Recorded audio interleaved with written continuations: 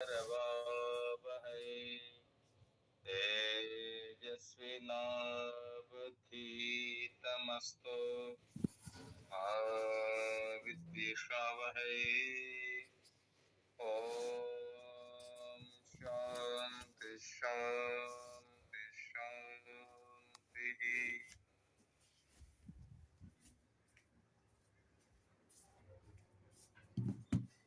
चलतं चलं पुत्रपौत्रादि सर्वं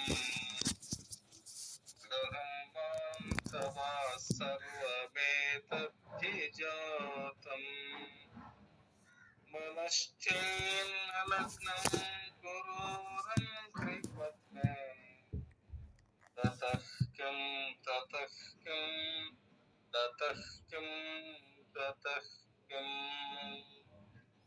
ओम शांति शांति शांति।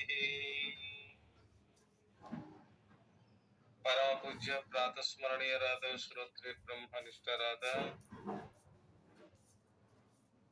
ಶಿವಾನಂದ ಯತೀಶ್ವರರ ಅಡಿದಾಬರೆಗಳಲ್ಲಿ ಸಿದ್ಧಾಂತ ಯತೀಶ್ವರರ ಅಡಿದಾಬರೆಗಳಲ್ಲಿ ಅನಂತ ಭಕ್ತಿ ಪ್ರಣಾಮಗಳನ್ನು ಸಮರ್ಪಿಸಿ ಪರಮ ಪೂಜ್ಯ ಪ್ರಾತಸ್ಮರಣೀಯರಾದ ಶ್ರೋತ್ರಿ ಬ್ರಹ್ಮನಿಷ್ಠರಾದ ಪೂರ್ಣಾನಂದ ಯತೀಶ್ವರರ ಅಡಿದಾಬರೆಗಳಲ್ಲಿ ಅನಂತ ಭಕ್ತಿ ಪ್ರಣಾಮಗಳನ್ನು ಸಮರ್ಪಿಸಿ ಪರಮ ಪೂಜ್ಯ ಪ್ರಾತಸ್ಮರಣೀಯರಾದ ಶ್ರೋತ್ರಿಯ ಬ್ರಹ್ಮನಿಷ್ಠರಾದ ಸದ್ಗುರುದೇವರ ಅಡಿದಾಬರೆಗಳಲ್ಲಿ ಅನಂತ ಭಕ್ತಿ ಪ್ರಣಾಮಗಳನ್ನು ಸಮರ್ಪಿಸಿ ಪರಮ ಪೂಜ್ಯ ಪ್ರಾತಸ್ಮರಣೀಯರಾದ ಸಕಲ ಸಂತ ಮಹಂತರ ಅಡಿದಾಬರೆಗಳಲ್ಲಿ ತಮ್ಮೆಲ್ಲರ ಅಡಿದಾಬರೆಗಳಲ್ಲಿ ಕೂಡ ಶರಣಗಳನ್ನ ಸಮರ್ಪಿಸಿ ಶಿವ ಸ್ವರೂಪಿಗಳ ತಮ್ಮೆಲ್ಲರಿಗೂ ಶರಣು ಶರಣಾರ್ಥಿಗಳು.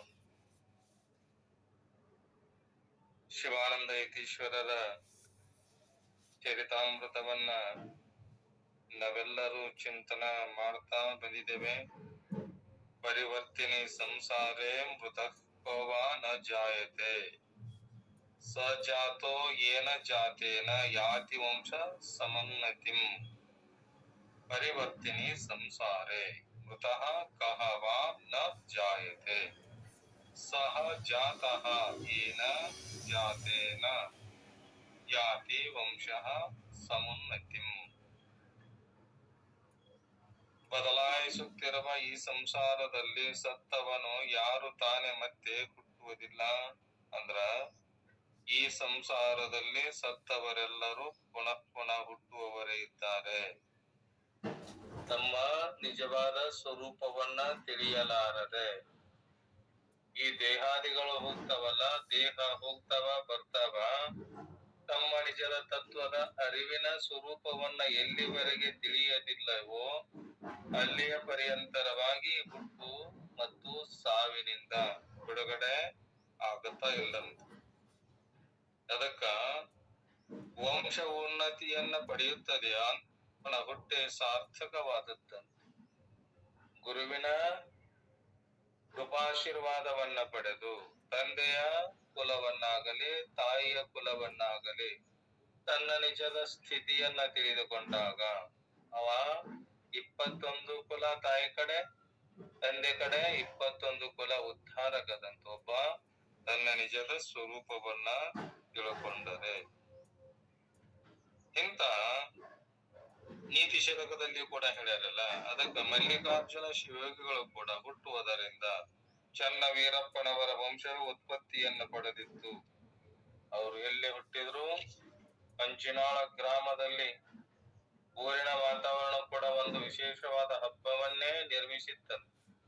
ಯಾವುದೋ ಒಂದು ಕಾರ್ಯಕ್ರಮ ಮಾಡಬೇಕಾದ್ರೂ ಕೂಡ ಇಂಥ ಜ್ಞಾನಿಗಳು ಹುಟ್ಟಿದಾಗ ಅದು ಒಂದು ಕಾರ್ಯಕ್ರಮ ಆದಂತ ಆಗಿತ್ತಂತೆ. ಮಗನ ಮುದ್ದು ಮಗದ ಸಂಭ್ರಮದಲ್ಲಿ 12 ದಿನಗಳು ತಿಳಿಯಲಾರದೆ ಹೋಗಿತ್ತು. ಒಬ್ಬ ಜ್ಞಾನಿ ಅತ್ಯಂತ ಶ್ರೇಷ್ಠವಾದಂತಹ ಕುಲದಲ್ಲಿ ಹುಟ್ಟಿದಾಗ ಆ ದಿನಗಳು ಕೂಡ ಕಳೆದು ಹೋಗಿದ್ದು ಗೊತ್ತಾಗುವುದಿಲ್ಲ. ಓಣಿಯ ಜನರು ಬಂದು ಮನೆಯನ್ನ ತಳೆದು ತೋರಣಗಳಿಂದ ಸಿಂಗರಿಸಲಾಗಿ ತಟ್ಟನೆ ನೆನಪಿಗೆ ಬಂದು ನೀಲಮ್ಮನವರಿಗೆ ನಾಮಕರಣೋತ್ಸವ ಊರಿನ ಜನರೆಲ್ಲ ಉತ್ಸಾಹ ಭರಿತರಾಗಿ ತೊಟ್ಟಿಲವನ್ನ ಶೃಂಗಾರ ಮಾಡಿದರು. ಒಬ್ಬ ಮಹಾತ್ಮ ಹುಟ್ಟಿ ಬರಬೇಕಾದರೂ ಕೂಡ ಅವರ ನಡತೆ, ಅವರ ನುಡಿಗಳು, ಅವರ ಶೀಲತೆ ಹೆಂಗಿರ್ತದ, ಅದ ಮಾತು ಮೃದುವಾಗಿರ್ತದ. ಅಂತವರ ಹೊಟ್ಟೆಯಲ್ಲಿ ಹುಟ್ಟಿದ ಇಂಥ 4 ಹಗ್ಗಳಿಗೆ ಹೂವಿನ ಮಾಲೆಯನ್ನೇ ಹೆಣೆದು ಮಗುವನ್ನ ತಂದು ತೊಟ್ಟಿಲಲ್ಲಿ ಹಾಕ್ತಾರೆ. ಮುತ್ತೈದರೆಲ್ಲರ ಸೇರಿ ಜೋಗುಳವನ್ನ ಹಾಡ್ತಾ ಆ ಮಗುವಿಗೆ ಮುದುಕಪ್ಪ ಅಂತೂ ಕೂಡ ನಾಮಕರಣ ಮಾಡಿದ್ರ. ಅವ್ರ ಹೆಸರು ಮೊದಲೇನಿತ್ತು? ಮುದುಕಪ್ಪ ಅಂತ. ತೊಟ್ಟಿಲೋಳು ಹಾಕಿದರು ಕಂದನ, ಹುಟ್ಟು ಸಾವುಗಳಿಲ್ಲದಾತನ, ಇಟ್ಟ ರಾತನಿಗೊಂದು ಹೆಸರು ನಾಮರಹಿತಗೆ. ಆತ್ಮ ಸ್ವರೂಪಕ್ಕೇನಿಲ್ಲ, ನಾಮವೂ ಇಲ್ಲ, ರೂಪವೂ ಇಲ್ಲ. ಅಟ್ಟಹಾಸಗಳೆಂದು ಭಾವಿಸಿ ಮೆಟ್ಟ ಕಳೆಯುವುದಿರುತ್ತಾ ನಗುತ್ತಿರ್ತ ಗುರುರಾಯ. ಒಬ್ಬ ತೊಟ್ಟಿಲಳು ಆ ತಾಯಿ ಮಗುವನ್ನ ಹೆತ್ತಾಗ ಎಲ್ಲ ಮುತ್ತೈದರು ಕೂಡಿ ಹಾಡಿ ಹೆಸರಿಡುವ ಸಮಯದಲ್ಲಿ ಆ ಮಗು ತೊಟ್ಟಿನಲ್ಲಿ ನಗುತ್ತಾ ಇತ್ತಂತೆ. ಮುಗ್ಧವಾದ ಮುತ್ತೈದರು ಕೂಡ ಆ ಗುರುರಾಯನ ನಗುವಿನ ಅರ್ಥವನ್ನಂತೂ ತಿಳಿವರು. ಈ ಹುಟ್ಟು ಸಾವುಗಳೆಲ್ಲ ಮಾಯೆ, ಅಟ್ಟಹಾಸಗಳೆಂದು ಅವರ ಕಡೆಗೆ ಬೊಟ್ಟು ಮಾಡಿ ಸೂಚಿಸುತ್ತಿದ್ದರು. ಇದೆಲ್ಲವೂ ಕೂಡ ಹುಟ್ಟು ಸಾವುಗಳೇನದಿದು? ಮಾಯೆಯ ಆಟಂತ. ಹಾಗೆ ತೊಟ್ಟಿಲ ಒಲೆತ ಕಿಲಿಕಿಲಿನ ನಗತ ಪಾಪ ಮುಕ್ತವಾದ ಮುತ್ತೈದೆಯರು ಕೂಡ ಆ ನಗುವನ್ನ ತಮ್ಮ ತಮ್ಮ ಭಾವನೆಗೆ ಬಂದಂತೆ ಅರ್ಥ ಮಾಡ್ತಿದ್ರು. ಆ ಮಗುವನ್ನ ನೋಡಿ ತಮಗ್ ಹೆಂಗ ತಮ್ಮ ಮನಸ್ಸಿನಲ್ಲಿ ಬಂದಂತೆ ಅರ್ಥ ಮಾಡ್ತಿದ್ರಂತ. ಅವಾಗ ಮನೆಗಳಿಗೆ ಹೋಗ್ತಾರ, ತೊಟ್ಟಿಲಕ್ಕ ಹಾಕಿ ಹೆಸರಿಟ್ಟು. ಆ ಕುಮಾರ ಹರನ ಕೃಪೆಯಿಂದ ಬಾಲ ಲೀಲೆಗಳನ್ನ ತೋರಿಸುತ್ತಾ ಬಿದಗಿಯ ಚಂದ್ರನಂತೆ ಬೆಳೀತಾ ಇದ್ದ. ಹೇಗೆ ಆ ಮಗು ಬೆಳೀತಾ ಇದ್ದಾಗ ಹುಣ್ಣಿಮೆಯ ಚಂದ್ರ ಪರಿಪೂರ್ಣವಾಗಿ ಸುಂದರವಾಗಿ ಕಾಂತ ಬೆಳೀತಾ ಇದ್ದಾಗ ಅದರಂತೆ ಈ ಮಗು ಕೂಡ ಬೆಳೀತಾ ಇತ್ತು. ಅಮೃತಂ ಬಾಲ ಭಾಷಣಂ ಎಂಬಂತೆ ಆ ಮುದ್ದು ಮುದುಕ ಕುಮಾರನ ಬಾಲ ಭಾಷಣದಲ್ಲಿ ಸೂಸುವ ಅಮೃತದ ಸವಿಯನ್ನ ಓಣಿ ಜನರು ಕೂಡ ಕೇಳ್ತಾ ಎಲ್ಲ ಓಡೋಡಿ ಬಂದು ಆ ಮಗುವನ್ನ ಮಾತನಾಡಿಸಿ ನಕ್ಕು ನಗಿಸ್ತಿದ್ರಂತ. ಇಂಥ ಮುಗ್ಧ ಭಾಷಣಕ್ಕೆ ಬೆರಗಾಗ್ತಿದ್ರಂತ. ಅವಾಗಾದರೂ ಕೂಡ ಆ ಮಗು ಏನ್ ಮಾಡ್ತಿದ್ದ? ಎಲ್ಲರಿಗೂ ಕೂಡ ಸಂತೋಷವನ್ನ ಉಂಟು ಮಾಡ್ತಾ ಇತ್ತಂತ. ಶಾಲೆಗೆ ಕರೆದುಕೊಂಡು ಬಂದು ಶಾಲೆಯ ಎಲ್ಲಾ ಶಿಕ್ಷಕರಿಗೆ ಅವರ ತಂದೆಯವರು ನಮಸ್ಕಾರ ಮಾಡ್ತಾ, ಇವ ಹೆಂಗದನ? ಇವ ನಿಮ್ಮ ಮಗನೆಂದು ತಿಳಿದು ಈತನಿಗೆ ವಿದ್ಯಾಭ್ಯಾಸವನ್ನ ನೀವು ಮಾಡಿಸಬೇಕಂತ ಪ್ರಾರ್ಥನೆ ಮಾಡ್ತಾನೆ. ಯಾರು? ಆ ಮುದುಕಪ್ಪನ ತಂದೆ ಚನ್ನಬಸವ ದೇವರು. ಮಗನನ್ನ ಶಾಲೆಯಲ್ಲಿ ಬಿಟ್ಟು ಮನೆಗೆ ಹೋಗ್ತಾನೆ. ಬಾಲ ಭಾಷೆಗಳಿಂದ ಜನರಿಗೆ ಲೀಲೆ ತೋರುತ್ತಾ ಬೆಳೆಯುತ್ತಿರ್ತ ಶಾಲೆ ಎಂಬ ಶಬ್ದ ಜಾಲವು ತನಗೆ ಬೇಡನುತ್ತ ಕಾಲ ಕರ್ಮವ ಕಳೆವ ಕರುಣಾಶಾಲಿ ಸದ್ಗುರು ತಾನೇ ಭವದ ಮೂಲ ಕಳೆಯುವ ತನವಕ ಶೋಧಿಸಿ ಪಡೆಯುವನು ತೀರ್ಥಂತ. ಶಾಲೆಯೊಳಗ ಆ ಮುದುಕಪ್ಪ ತನ್ನ ಗೆಳೆಯರನ್ನ ಕೂಡಿಸಿಕೊಂಡು ಆ ಮಗು ಶಾಲೆಗೆ ತಂದೆ ತಾಯಿಗಳು ಮಕ್ಕಳಿಗೆ ವಿದ್ಯಾಭ್ಯಾಸವನ್ನ ಕಲಿಸಬೇಕಾದ್ರೂ ಕೂಡ ಏನ್ ಮಾಡ್ತಿದ್ದ? ಆ ಶಾಲೆಯಲ್ಲಿರತಕ್ಕಂಥ ಮಕ್ಕಳನ್ನ ಕರೆಕೊಂಡು ತನ್ನ ಬಾಲ ಭಾಷೆಗಳಿಂದ ಅನೇಕ ಲೀಲಾ ವಿನೋದಗಳನ್ನ ತೋರಿಸ್ತಾ ಇದ್ದಂತ. ಎಲ್ಲೇ? ಆ ಶಾಲೆಯಲ್ಲಿ. ಆ ಶಬ್ದ ಜಾಲದ ಶಾಲೆ ತನಗೆ ಬೇಡವೇ ಬೇಡ ಅನ್ನತಿದ್ದಂತ. ಇದೆಲ್ಲ ನನಗೆ ಯಾಕೆ ಬೇಕು? ಹೊಟ್ಟೆಗೆ ಪಾಡಿಗೆ ವಿದ್ಯೆ, ಹೊಟ್ಟೆ ಪಾಡಿಗಾಗಿ ವಿದ್ಯೆಯನ್ನ ಕಲಿದು ಯಾಕೆ ಇದೆಲ್ಲ ನನಗೆ ಬೇಡಂತಿದ್ದಂತ. ಕಾಲ ಕರ್ಮಗಳನ್ನಂದ್ರ ಈ ಹುಟ್ಟು ಸಾವುಗಳ ಮೂಲ ಬೇರನ್ನೇ ಕಿತ್ತು ಹಾಕುವಂತ ಕರುಣಾಸಾಗರನಾಗಿರುವಂತ ಸದ್ಗುರುನಾಥನ ಶಾಲೆಯಲ್ಲಿ ನಾವೆಲ್ಲರೂ ಓದಬೇಕು ಅಂತಿದ್ದರು. ಇದೇನು? ಶಾಲೆಗೆ ಹೋಗುವ ಈ ಅಧ್ಯಯನ ನಾವು ಮಾಡೋದೇನಂತಂದಾಗ ಹೊಟ್ಟೆ ಪಾಡಿಗಾಗಿ ಇಂಥ ವಿದ್ಯೆಯಿಂದ ಏನಾಗುವುದಿಲ್ಲ. ನಾವೇನ್ ಮಾಡ್ಬೇಕು? ಸದ್ಗುರುನಾಥನ ಶಾಲೆಯಲ್ಲಿ ನಾವು ಓದಬೇಕಂತ ಅಂತಹ ಶ್ರೋತ್ರಿಯ ಬ್ರಹ್ಮನಿಷ್ಠರಾದ ಸದ್ಗುರುನಾಥನನ್ನ ಈಗಿನಿಂದಲೇ ಶೋಧಿಸಬೇಕಂತ ಆ ಗೆಳೆಯರಿಗೆ ಹೇಳ್ತಿದ್ದ. ಮದಕಪ್ಪ ಶಾಲೆಗೆ ಹೋಗ್ಯಾನ, ನೋಡು ಇದು ಹೊಟ್ಟೆ ಪಾಡಿಗಾಗಿ ವಿದ್ಯೆಯನ್ನ ಕಲಿತು ಏನು ಪ್ರಯೋಜನ ಇಲ್ಲ. ಈ ಮಾನವ ಜನ್ಮ ಸಿಗೋದು ಬಹಳ ದುರ್ಲಭ. ಸಿಕ್ಕಾಗ ಮಾತ್ರ ನಾವೇನ್ ಮಾಡ್ಬೇಕು? ಆ ಸದ್ಗುರುವಿನ ಶಾಲೆಯಲ್ಲಿ ನಾವು ಓದಬೇಕಂತ ತನ್ನ ಸ್ನೇಹಿತರಿಗೆಲ್ಲರಿಗೂ ಕೂಡ ಕುಂದಿಸ್ಕೊಂಡು ಮದಕಪ್ಪ ಹೇಳ್ತಿದ್ದಂತೆ. ಈ ರೀತಿ ಮುಕ್ತಿಯ ಗುರಿಯನ್ನಿಟ್ಟುಕೊಂಡಿರುವ ಮುದುಕಪ್ಪ ಒಲ್ಲದ ಮನಸ್ಸಿನಿಂದಲೇ ಶಾಲೆಯನ್ನ ಕಲಿಯುತ್ತಿದ್ದರೂ ಕೂಡ ಎಲ್ಲ ವಿದ್ಯಾರ್ಥಿಗಳಲ್ಲಿ ಉತ್ತಮ ದರ್ಜೆಯಲ್ಲಿ ಪಾಸ್ ಆಗ್ತಿದ್ದ. ಅವನ ಮನಸ್ಸೆಲ್ಲಿದೆ? ಈ ಆತ್ಮಜ್ಞಾನದ ಕಡೆ, ಸದ್ಗುರುವಿನ ಕಡೆ ಹೋಗಿ ನಿಜವಾದ ನನ್ನ ಅರಿವಿನ ಸ್ವರೂಪವನ್ನ ತಿಳ್ಕೋಬೇಕಂತೂ ಕೂಡ ಆ ತನ್ನ ಸ್ನೇಹಿತರಿಗೂ ಕೂಡ ಹೇಳ್ತಿದ್ದಂತ. ಹೇಳ್ತಾ ಇದ್ದಾಗ ಅಧ್ಯಯನ ಮಾಡಿದರೂ ಕೂಡ ಆ ಇಡೇ ಶಾಲೆಗೆ ಕೂಡ ರ್ಯಾಂಕ್ ಸ್ಟೂಡೆಂಟ್ ಆಗಿ ಪಾಸ್ ಆಗ್ತಾ ಇದ್ದ. ಬಾಹ್ಯದ ಆಟ ಪಾಠಗಳ ಕಡೆ ಗಮನ ಹರಿಸದೆ ಅವ ಏನ್ ಮಾಡ್ತಿದ್ದ ಅಂದ್ರ, ತಾನು ನಿಜವಾದ ವಿದ್ಯಾರ್ಥಿಯಾಗಿ ಅಧ್ಯಯನ ಮಾಡಬೇಕಂದಾಗ ಸಮಯವನ್ನ ಕಳೆಯಲಾರದೆ ಆಟ ಪಾಠಗಳಲ್ಲಿ, ಇದು ಬಾಲಸ್ತಾವತ್ ಕ್ರೀಡಾಸಕ್ತ, ನಾವೆಲ್ಲರೂ ಬಾಲ್ಯದಲ್ಲಿ ಏನ್ ಮಾಡ್ತೇವೆ? ಆಟ, ನೋಟ, ಮೋಜು, ಮಜಲು, ಅದಕ್ ಕಾಲ ಕಳಿತೇವಲ್ಲ. ಇವ್ರು ಏನ್ ಮಾಡ್ತಿದ್ರ ಅಂದ್ರೆ ಇಂಥದಕ್ಕ ಸಮಯವನ್ನ ಹಾಳು ಮಾಡಲಾರದೆ ಸದಾ ಏನ್ ಮಾಡ್ತಿದ್ದ? ಸದಾ ಅಂತರ್ಮುಖ ವೃತ್ತಿ ಉಳ್ಳವನಾಗಿ ಉತ್ತಮೋತ್ತಮ ಸದ್ಗುಣಗಳಿಂದ ಆ ಗ್ರಾಮದ ಎಲ್ಲ ಗುರು ಹಿರಿಗೆ ಬೆಲ್ಲದಂತೆ ಬೇಕಾಗಿದ್ದ. ಬೆಲ್ಲ ಯಾರಿಗೆ ಬೇಡಾಗಿತ್ತು ಎಂದ್ರ ಮೃದು ವಚನದಿಂದ ಕೂಡಿಕೊಂಡು ಎಲ್ಲ ತನ್ನ ನೀತಿ ನಡತೆ ಮಾತು ಮೃದುವಾಗಿತ್ತು ಅಂತ ಎಲ್ಲರಿಗೂ ಕೂಡ ಬೇಕಾಗಿದ್ದ. ಶಾಲೆ ಮುಗಿದ ನಂತರ ಪ್ರತಿನಿತ್ಯ ತಂದೆ ತಾಯಿಗಳಿಗೆ ಮನೆಯ ಕೆಲಸದಲ್ಲಿ ನೆರವಾಗ್ತಿದ್ದಂತ. ತಂದೆ ತಾಯಿಗಳಿಗೆ ತಾನು ವಿದ್ಯೆಯನ್ನ ಮುಗಿಸಿಕೊಂಡು ಬಂದಾಗ ಮನೆಯ ಕೆಲಸದಲ್ಲಿ ತಂದೆಗಾಗಲಿ ತಾಯಿಗಾಗಲಿ ಆ ಕೆಲಸದಲ್ಲಿ ಕೂಡ ತಾನು ಅವ್ರ ಜೊತೆಗೆ ಕೈಗೂಡ್ತಿದ್ದಂತ.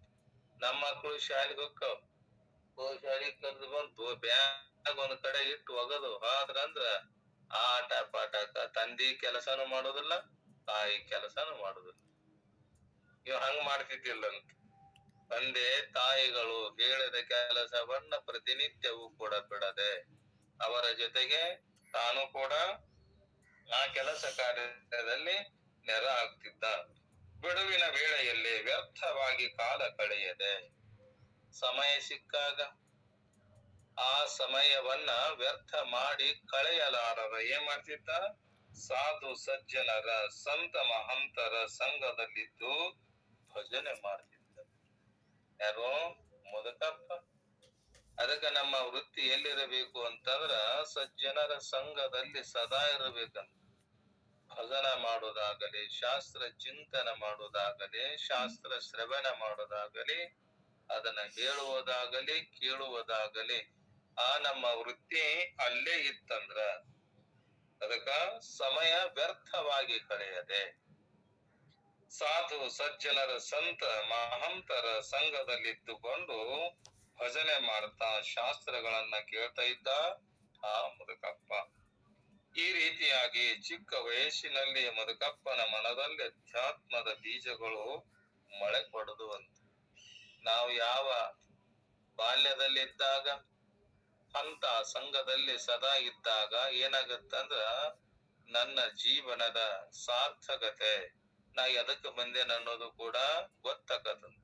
ಯಾರ ಸಂಘ ಮಾಡಿದ್ರ? ಸಜ್ಜನರ ಸಂಘ, ಸಂತರ ಸಂಘ, ಮಹಾತ್ಮರ ಸಂಘ, ಜ್ಞಾನಿಗಳ ಸಂಘವನ್ನ ಮಾಡಿದಾಗ. ಸಮಯ ವ್ಯರ್ಥ ಮಾಡಿ ಬರೇ ಅದೇ ಹಾಳ ವ್ಯವಹಾರಕ್ಕೆ ಗುದ್ದಾಡಿ ಕಳೆಯಲಾರದೆ ಏನ್ ಮಾಡ್ತಿದ್ದ ಆ ಮುದುಕಪ್ಪ? ಅಧ್ಯಾತ್ಮದ ಬೀಜಗಳು ಮೊಳೆಯ ತೊಡಗಿದವಂತಾಗಲೇ ಧ್ರುವ ಪ್ರಹ್ಲಾದರ ಚರಿತ್ರೆಗಳನ್ನ ತನ್ನ ಗೆಳೆಯರ ಮುಂದೆ ಹೇಳ್ತಿದ್ದ. ಯಾರು ಸಾಧುಗಳಾಗಲಿ, ಸಂತರಾಗಲಿ, ಮಹಾತ್ಮರಾಗಲಿ, ಜ್ಞಾನಿಗಳಾಗಲಿ, ಅವರು ಪ್ರವಚನ ಮಾಡುವಾಗ ಧ್ರುವ ಆಗಲಿ, ಪ್ರಹ್ಲಾದ, ಭಕ್ತ ಪ್ರಹ್ಲಾದನ ಕಥೆಗಳನ್ನ ಶಾಲೆಯಲ್ಲಿ ಕೂಡ ತನ್ನ ಸ್ನೇಹಿತರಿಗೆ ಈ ಮುದುಕಪ್ಪ ಹೇಳ್ತಿದ್ನಂತೆ. ಆ ಊರಿಗೆ ಸಮೀಪದಲ್ಲಿರುವ ಸುಕ್ಷೇತ್ರ ಹೂಲಿ, ಆ ಹಂಚನಾಳಕ್ಕನ ಹೂಲಿ ಅಂತೇಳಿ ಗ್ರಾಮ ಏನಿದೆ ಅಲ್ಲೇ ಸಮೀಪ ಐತಂತೆ. ಆ ಪುರದಲ್ಲಿ ಮಹಾತ್ಮರ ದರ್ಶನಕ್ಕೆ ಮೇಲಿಂದ ಮೇಲೆ ಹೋಗ್ತಿದ್ನಂತೆ ಹೂಲಿ. ಅಲ್ಲಿನೂ ಕೂಡ ಚನ್ನಬಸವ ದೇವರು ಅಂತ ಹೇಳಿ ದೊಡ್ಡ ಮಹಾತ್ಮ. ಅವರ ದರ್ಶನಕ್ಕಾಗಲಿ, ಅವರ ಪ್ರವಚನ ಕೇಳಕ್ಕಾಗಲಿ, ಭಜನ ಮಾಡೋದಾಗಲಿ ಇವನು ಕೂಡ ಹೋಗ್ತಿದ್ನಂತೆ. ಅಜ್ಜನವರು ವಾಕ್ಸಿದ್ಧಿಯ ಪುರುಷರಾಗಿದ್ರು. ಅದು ಹೂಲಿ ಸಂಗಮೇಶ್ವರ ದೇವರಂತೇಳಿ ಅವರೇನು ದೊಡ್ಡ ಮಹಾನ್ ಪುರುಷರವರು. ಅವರು ಒಂದು ದಿನ ಈ ಮುದುಕಪ್ಪನನ್ನ ತನ್ನ ಬಳಿಯಲ್ಲಿ ಕೂಡಿಸಿಕೊಂಡು ತಮ್ಮ ವರದ ಹಸ್ತವನ್ನ ಇವನ ಮೈ ತುಂಬ ಸ್ಪರ್ಶಿಸಿ ಆ ಮಹಾತ್ಮರಿಗೆ ಸಂತೋಷ ತಂದು, ಏನಪ್ಪ ಒಂದು ದಿನನೂ ಬಿಡಲಾರದೆ ತಾನು ಬಂದು ಇಷ್ಟೆಲ್ಲ ಶ್ರವಣ ಮನನ ನಿಧಿಧ್ಯಾಸನ ಮಾಡ್ತಾನಂತೇಳಿ ಅವನ ಮೇಲೆ ಕೃಪೆಯನ್ನ ತೋರಿ ತಮ್ಮ ಅಮೃತ ಹಸ್ತದಿಂದ ಇವನ ಶರೀರ ತುಂಬೆಲ್ಲ ಅವ್ರೇನ್ ಮಾಡ್ತಿದ್ರಂದ್ರ ಸ್ಪರ್ಶ ಮಾಡಿ ಕೃಪಾ ದೃಷ್ಟಿಯಿಂದ ನೋಡಿ. ಆ ಗುರುವಿನ ಕೃಪೆ ಒಂದು ಸಲ ತಂದರೆ ಈ ಭವಸಾಗರ ತನ್ನಿಂದ ತಾನೇ ಕಳಿಸೋದು. ಅದಕ್ಕ ಶರಣರು ಸಂತರು ಮನದೆರೆದೆ ಮಾತನಾಡಿದರೆ ಲಿಂಗವನ್ನೇ ಕಾಣಬಹುದಂತ ಹೇಳ್ಯಾರಲ್ಲ. ಹಂಗ ಸ್ಪರ್ಶ ಮಾಡಿದ ತಕ್ಷಣ ಕೃಪಾ ದೃಷ್ಟಿಯಿಂದ ನೋಡಿದಾಗ, ಹೇ ಕುಮಾರ, ನೀನು ಸಂಸಾರ ಮಾಡಲು ಈ ಭೂಮಿಗೆ ಬಂದವನಲ್ಲ. ಅವ್ರೇನಂತಾರ, ಈ ಸಂಸಾರವನ್ನ ಮಾಡಲಿಕ್ಕೆ ಬಂದಂತವ ನೀನಲ್ಲಪ್ಪ. ಈ ಭವದಲ್ಲಿ ಬಳಲುತ್ತಿರುವ ಜೀವರ ಕಣ್ಣೀರನ್ನ ಒರೆಸಿ ಅವರನ್ನ ಭವದಿಂದ ಮುಕ್ತನನ್ನಾಗಿ ಮಾಡಲು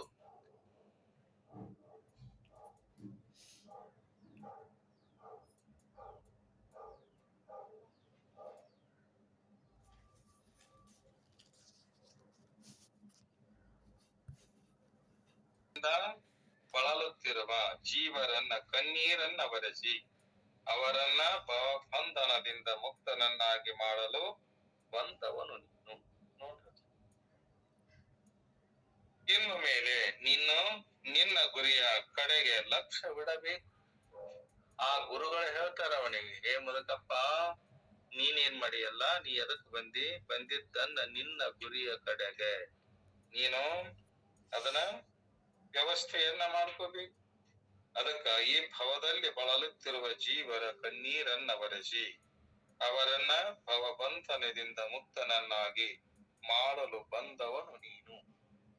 ಆ ಹೂಲಿಯ ಸಂಗಮೇಶ್ವರ ದೇವರು ಹೇಳ್ತಾರ ಅವರಿಗೆ, ನೋಡಪ್ಪ, ನೀನೇನ್ ಮಾಡಿ ಈ ಭವದ ದುಃಖದಿಂದ ಪಾರು ಮಾಡಲು ಬಂದಂತ ಮನುಷ್ಯಪ್ಪ ನೀನು, ಮಹಾತ್ಮ ನೀನು ಅಂತೇಳಿ ಇನ್ನೊಬ್ಬರ ಸಕಲ ಜೀವರ ಕಣ್ಣೀರನ್ನ ಒರೆಸಿ ಅವರನ್ನ ಭವಬಂಧನದಿಂದ ಮುಕ್ತನನ್ನಾಗಿ ಮಾಡಲು ಬಂದವ ನೀನು. ಇನ್ನು ಮೇಲೆ ನೀನೇನ್ ಮಾಡೋ, ನಿನ್ನ ಗುರಿಯ ಕಡೆಗೆ ಲಕ್ಷ್ಯವಿಡಬೇಕು. ನಿನ್ನ ಗುರಿ ಏನಿದೆಯಲ್ಲ ಅದಕ್ಕ ಅಂತಾರ, ಮುಂದ ಒಂದು ಗುರಿ ಇರಬೇಕಂತ, ಇನ್ನೊಬ್ಬ ಗುರು ಬೇಕಂತ. ನಮ್ಮ ಗುರಿ ಮುಟ್ಟುವವರೆಗೆ ನಮ್ಮ ಸಾಧನೆಯನ್ನ ನಾವು ಬಿಡಲಾರದೆ ಆ ಗುರಿಯನ್ನ ಮುಟ್ಟಬೇಕಂತ ಅವಾಗಿದನನ್ನ ಹೇಳಿ ಆಶೀರ್ವಾದ ಮಾಡಿ ಕಳಿಸಿಕೊಟ್ರು. ಯಾರು? ಆ ಹೂಲಿಯ ಬಸವ ದೇವರು, ಚನ್ನಬಸವ ದೇವರು. ಅಂದಿನಿಂದ ಮುದುಕಪ್ಪ ಸದಾ ಶಿವ ಧ್ಯಾನದಲ್ಲಿಯೇ ಕಾಲ ಕಳೀತಾ ಇದ್ದ. ಸದ್ಗುರುಗಳು ಹೇಳ್ಯಾರ, ತಿಳಿದವರು ಹೇಳ್ಯಾರ, ಬಲ್ಲವರು ಹೇಳ್ಯಾರ, ಸಂತರು ಹೇಳ್ಯಾರ, ಮಹಾತ್ಮರು ಹೇಳ್ಯಾರ ಅಂತ ತಿಳ್ಕೊಂಡು ಅವೇನ್ ಮಾಡ್ತಿದ್ದ, ಶಿವ ಧ್ಯಾನದಲ್ಲಿಯೇ ಕಾಲ ಕಳೀತಾ ಇದ್ದ. ತನ್ನ ಬಳಿಗೆ ಬಂದವರಿಗೆ ಈ ಮಾನವ ಜನ್ಮದ ಮಾಹಿತಿಯನ್ನ ಹೇಳ್ತಿದ್ದ. ನೋಡಪ್ಪ, ಇದು ಜನ್ಮ ಮರಳಿ ಮರಳಿ ಸಿಗುವಂತ ಜನ್ಮ, ಈ ಮಾನವ ಜನ್ಮ ಅಲ್ಲ. ಈ ಮಾನವ ಜನ್ಮ ಸಿಕ್ಕಾಗ ಈ ರೀತಿ ಬಾಲ್ಯಾವಸ್ಥೆಯಲ್ಲಿ ದಾಟಿ ಪ್ರೌಢಾವಸ್ಥೆಗೆ ಬರುತ್ತಿರಲು ಮನ್ಮಥನಂತೆ ಸುಂದರನಾಗಿ ಕಾಣಿಸುವ ಇವನನ್ನ, ಅದಕ್ಕಂದ್ರ ವಯಸ್ಸಿಗೆ ಬಂದಂತ ಇವ ಮುದುಕಪ್ಪ ಕಂಡು ಸರ್ವ ಬಂಧು ಬಾಂಧವರು ಇವನ ಲಗ್ನವನ್ನ ಬೇಗನೆ ಮಾಡಿ ಬಿಡಬೇಕು ಅಂತ ವಿಚಾರ ಮಾಡಕತ್ತಿದ್ರು. ಆ ತಂದೆ ತಾಯಿಗಳಿಗೆ ಬಂಧು ಬಾಂಧವರಿಗೆ ಏನಿರ್ತಂದ್ರ ವಯಸ್ಸಿಗೆ ಬಂದು ತಕ್ಷಣವೇ ಇವನ್ನ ಮದುವೆ ಮಾಡಬೇಕು, ಇವಂಗ ಒಂದು ವ್ಯವಸ್ಥೆ ಮಾಡಬೇಕು ಅಂತೇಳಿ ಎಲ್ಲರೂ ಕೂಡ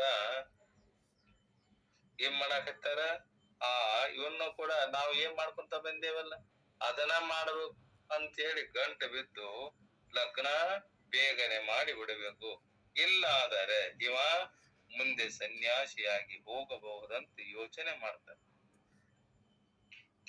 ನಾವು ಮಕ್ಕಳು ಎದಕ್ಕ ಬಂದಾರ, ಏನ್ ಮಾಡ್ತಾರ, ಎಂತಾರದಾರ ಅನ್ನೋದು ಕೂಡ ಒಟ್ಟ ನಾವ್ ಏನ್ ಮಾಡ್ಕೊಂತ ಬಂದಾರಲ್ಲ ಅದನ್ನ ಮಾಡಕ್ ಹಚ್ಚಾರು. ಊರೊಳಗಿನ ಗುರು ಹಿರಿಯರನ್ನ ಕೂಡಿಕೊಂಡು ಕನ್ಯೆಯನ್ನ ನೋಡಿ ಫಕೀರವ ಎಂಬ ಸುಂದರ ಯುವತಿಯನ್ನ ತಂದು ಲಗ್ನವನ್ನ ಮಾಡಿಯೇ ಬಿಟ್ರು. ಯಾರಿಗೆ? ಮುದುಕಪ್ಪನಿಗೆ. ವಯಸ್ಸಿಗೆ ಬಂದಾನ ಇವ ಬರೇ ಸಂತರ ಶರಣರ ಸತ್ಸಂಗದಲ್ಲಿ ಸದಾ ಕಾಲ ಕಳೀತ ಮಾಡ್ತಾ ಇದ್ದೇನಂತಂದಾಗ ಆ ಫಕೀರವನ್ನಂತೇಳಿ ಯುವತಿಯನ್ನ ತಂದು ಲಗ್ನವನ್ನ ಮಾಡೇ ಬಿಟ್ರು. ಯಾರಿಗೆ? ಆ ಮುದುಕಪ್ಪನಿಗೆ. ಗುರು ಹಿರಿಯರೇನೋ ಲಗ್ನವನ್ನ ಮಾಡಿ ಕೈ ತೊಳ್ಕೊಂಡ್ರು ಖರೆ, ಆದರೆ ಈ ವಿಷಯವು ಮುದುಕಪ್ಪನಿಗೆ ಮಾತ್ರ ಬೇಸರ ಎನಿಸಿತು. ನಾನು ಏನ್ ಮಾಡಾಕ ಬಂದೇನಿ, ನಾ ಏನು ಸಾಧನ ಮಾಡಾಕ ಬಂದೇನಲ್ಲ ಅದನ್ನ ಬಿಡಿಸಿ ಇವ್ರು ಏನ್ ಮಾಡಾಕತ್ತಾರಂತ ಬೇಸರ ಆತ. ವಿಷಯವು ಮುದುಕಪ್ಪನಿಗೆ ಬಹಳ ಬೇಸರ ಮಾಡಿತ್ತು. ಈ ಮದುವೆ ನನ್ನ ಬದುಕಿನ ಗುರಿಗೆ ಪ್ರತಿಬಂಧಕವೇ ಆಯ್ತಂತ ಮನಸ್ಸಿನಲ್ಲಿ ನೊಂದುಕೊಂಡಿದ್ದ. ಯಾರು? ಮುದುಕಪ್ಪ. ನಾವೇನ್ ಮಾಡ್ತೇವೆ, ಮದುವೆ ಅಂದ್ರೆ ಬಾಳ ಹಿಕ್ಕು ನಮಗ್. ಮದುವೆ ಮಾಡ್ಕೋಬೇಕು, ಒಂದ್ 4 ಮಕ್ಕಳು ಹಡಿಬೇಕು, ಹೆಂಗ ಸಂಸಾರದಲ್ಲಿ ಅದ್ರಾಗನ ಇನ್ನ ಅದನ್ನ ಗಳಿಸ್ಬೇಕು, ಇದನ್ನ ಗಳಿಸ್ಬೇಕು. ನಾವ್ ಎದಕ್ ಬಂದೇವ ಅನ್ನೋದ ಮೂಲ ಮರೆತು ಏನ್ ಮಾಡಾಕತ್ತೇವಿ, ಅವ್ರು ಮಾಡ್ಕೊಂಡು ಬಂದಿದ್ದಾಗ ಅದನ್ನ ಮಾಡ್ಕೊಂತಾನ ಹೊಂಟೇವಲ್ಲ. ಇವಂಗೂ ಕೂಡ ಏನಾಯ್ತು, ಬಹಳ ಬೇಸರ ಆತಂತ. ಮನಸ್ಸಿನಲ್ಲಿ ನೊಂದುಕೊಂಡಿದ್ದ. ಅವನ ಪೂರ್ವ ಪುಣ್ಯವೆಂಬಂತೆ ಅವನಿಗೊಬ್ಬ ಶರಣರ ಗೆಳತನಾತ. ಆ ಕಾಲದಲ್ಲಿ ಬೆಳವಡಿಗೆ ಗ್ರಾಮದ ಉಳುವಪ್ಪನೆಂಬ ಶರಣರು ಸದ್ಗುರು ಶಿವಾನಂದರ ಪರಮ ಶಿಷ್ಯರಾಗಿದ್ದರು. ಬೆಳವಟಿಗೆ ಅದು ಎಲ್ಲಿ ಅಂದ್ರೆ ನವಲಗುಂದ ಅಂತಕ ಬರ್ತದ. ನವಲಗುಂದ ಮುಂದಕತಿ ಅದರ ಈಚೆ ಕಡೆ ಬೆಳವಟಿಗೆ ಅಂತ ಅದು ಗ್ರಾಮ. ಅಲ್ಲೇ ಶಿವಾನಂದರ ಪರಮ ಶಿಷ್ಯರಾಗಿದ್ರಂತ. ಮುದುಕಪ್ಪ ತನ್ನ ಮನಸ್ಸಿಲ್ಲದ ಮದುವೆಯ ವಿಷಯವನ್ನ ಹೇಳ್ತಾನ ಅವ್ರಿಗೆ. ಯಾರಿಗೆ? ಆ ಬೆಳವಟಿಯ ಗ್ರಾಮದ ಉಳುವಪ್ಪನೆಂಬ ಶರಣರಿಗೆ. ಆ ಅನುಭಾವಿಗಳಾದ ಉಳುವಪ್ಪನವರು ಏನ್ ಮಾಡಿದ್ರು, ಮುದುಕಪ್ಪ ನಿನ್ನ ಪ್ರಾರಬ್ಧ ಕರ್ಮ ತನ್ನ ಫಲವನ್ನ ಕೊಟ್ಟು ಕ್ಷಯಿಸಿ ಹೋಗ್ತಾ ಇದೆ. ನೀ ಮಾಡಿದ್ದಲ್ಲಪ್ಪ ಅದು, ನಿನ್ನ ಜೀವನದ ಹಿಂದಿನ ಜನ್ಮದಲ್ಲಿರತಕ್ಕಂಥ ಈಗಿನ ಜನ್ಮದಲ್ಲಿರತಕ್ಕಂಥ ಪ್ರಾರಬ್ಧವೆಂಬ ತಾಯಿ ಏನು ಕೊಡಬೇಕಾಗಿತ್ತಲ್ಲ ಆ ತನ್ನ ಫಲವನ್ನ ಕೊಟ್ಟು ಕ್ಷಯಿಸಿ ಹೋಗ್ತದಪ್ಪ. ಹೋಗಲಿ ಬಿಡು, ಅದನ್ನೇಕೆ ನೀನು ಅಷ್ಟು ದೊಡ್ಡದಾಗಿ ಮಾಡಿಕೊಳ್ತಿಪ್ಪ. ಅವರು ತಮ್ಮ ಸಂತೋಷಕ್ಕಾಗಿ ಆ ಯುವತಿಯನ್ನ ಮದುವೆ ಮಾಡ್ಯಾರ ಅಂದ್ರೂ ಕೂಡ ಅದಕ್ಕೆ ನೀನಷ್ಟು ಬೇಜಾರು ಪಡಿತಿಪ್ಪ ಅಂತ ಹೇಳಿ ಆ ಉಳುವಪ್ಪನವರು, ಬೆಳವಟಿಗೆಯ ಉಳುವಪ್ಪನವರು ಆ ಮುದುಕಪ್ಪನವರಿಗೆ ಹೇಳ್ತಾರೆ. ಅದಕ್ಕ ನಿತ್ಯದಲ್ಲಿ ಅವನಿಗೆ ಶಮದ ಮಾದಿಗಳನ್ನ ಸಾಧನಗಳನ್ನ ಹೇಳ್ತಾ ಸೂಚಕ ಗುರುವಾಗಿ ಮಾರ್ಗದರ್ಶನ ಮಾಡ್ತಾ ಗದುಗಿನ ಸದ್ಗುರು ಶ್ರೀ ಶಿವಾನಂದರ ಮಹಿಮೆಯನ್ನ ಹೇಳ್ತಾ ಸಾಗಿದ್ರು. ಅವರು ಕೂಡ ಏನ್ ಮಾಡಿದ್ರು, ಪಂಚೀಕರಣ ಪಾಠ ಮಾಡಿದ್ರು. ಯಾಕ? ಸದ್ಗುರುಗಳ ಜೊತೆಗೆ ಅವರು ಸದಾ ಇರ್ತಾ ಇದ್ರಲ್ಲ, ಅಂತ ಶಾಸ್ತ್ರ ಚಿಂತನೆ ಮಾಡ್ತಾ ಇದ್ರಲ್ಲ. ಮಾಡುವಾಗ ಅವರು ಈ ತೆರನಾಗಿ ಹೇಳ್ತಿದ್ರಂತೆ. ಅವಾಗ ಶಿವಾನಂದರ ಮಹಿಮೆಯನ್ನ ಹೇಳ್ತಾ ಇದ್ದಾಗ ಮುದುಕಪ್ಪನಿಗೆ ಅಂದಿನಿಂದ ಸದ್ಗುರು ಶ್ರೀ ಶಿವಾನಂದರ ನೆನಪಾಯಿತು. ಯಾವುದು ಜನ್ಮದ ಬಂಧುಗಳೇ ಅವರೆಂಬ ಭಾವನೆ ಬರ್ತಿತ್ತಂತ ಅವರಿಗೆ. ಇದೆಲ್ಲವೂ ಕೂಡ ನಾವು ಕುಡಿಯವೆಲ್ಲ, ಇದೆಲ್ಲವೂ ಒಂದೇ ಜನ್ಮದ ಫಲ ಅಲ್ಲ. ಇದು ಅನೇಕ ಜನ್ಮದಲ್ಲಿ ಎಷ್ಟೋ ಜನ್ಮಗಳು ಹೋಗ್ಯಾವಲ್ಲ, ಆ ಜನ್ಮದಲ್ಲಿ ಕೂಡಿ ಅದನ್ನ ಸಾಧನೆಯನ್ನ ಮಾಡ್ತಾ ಬಂದಾಗ ಈ ಜನ್ಮದಲ್ಲಿ ನಾವು ಕೂಡಿಕೊಂಡು ಚಿಂತನೆ ಮಾಡಕತ್ತೇವಂತ ನಾವೆಲ್ಲರೂ ಕೂಡ. ಅವರ ದರ್ಶನ ಪಡೆಯಬೇಕೆಂಬ ಹಂಬಲವು ದಿನ ದಿನಕ್ಕೆ ಹೆಚ್ಚಾಗಿ ತೊಡಗಿದಂತ ಮುದುಕಪ್ಪನಿಗೆ ಯಾವಾಗ ಆ ಸದ್ಗುರುವಿನ ದರ್ಶನ ನನಗ ಸಿಕ್ತಿತ್ತು ಅಂತೇಳಿ ಸದಾ ಅವರ ಹೋಗಬೇಕಂತ ಮನಸ್ಸು ಅವಾಗ ಹರಿತಾ ಇತ್ತಂತ. ಅವರನ್ನ ಯಾವಾಗ ಕಂಡೇನೆ, ಆ ಮುದುಕಪ್ಪ ಮನೆತನ ಆ ಕಾಲದಲ್ಲಿ ಸುಪ್ರಸಿದ್ಧ ಆಗಿತ್ತು, ದೊಡ್ಡ ಶ್ರೀಮಂತರಂತ.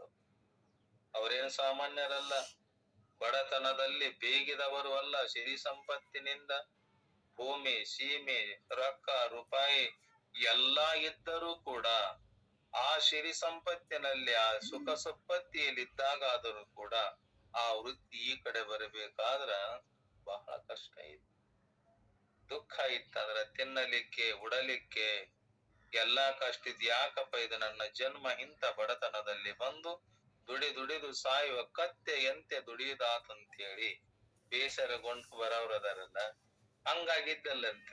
ಎಲ್ಲಾ ಸಿರಿ ಸಂಪತ್ತು ಸಾಕಷ್ಟು ಇದ್ದರೂ ಕೂಡ ಅವನ ಮನಸ್ಸು ಈ ಮಾನವದ ಜನ್ಮದ ಸಾರ್ಥಕವನ್ನ ನಾನು ಯಾವಾಗ ಮಾಡಿಕೊಂಡೇನಿ ಅಂತೇಳಿ ಮುದುಕಪ್ಪರ ಮನಸ್ಸು ಸದಾ ಹರಿತಾ ಇತ್ತು.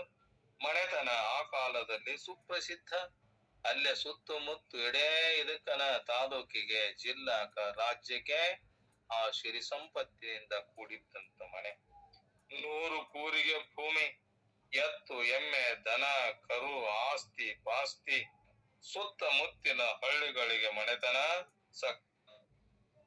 ಸಂಪತ್ತಿನಿಂದ ಕೂಡಿ ಶ್ರೀಮಂತರಿಂದ ಖ್ಯಾತಿಯನ್ನ ಪಡೆದಿದ್ದರು. ನಾವ್ ಹಂಗ ಶ್ರೀಮಂತರಿದ್ದೆ ಒಬ್ಬರ ಮನೆ ಬಿಟ್ಟು ಬಂದೇವಿ, ಹೋಗೋ ಮರ ಎಲ್ಲಿದ ಅಲ್ಲೆಲ್ಲಿ ಭಿಕ್ಷಾ ಇದ್ ಬಿಡಾಕ್ ಹೋಗೋದು, ಗುರುಗಳ ಸೇವೆ ಮಾಡಾಕ ಎಲ್ಲಿ ಹೋಗೋದು.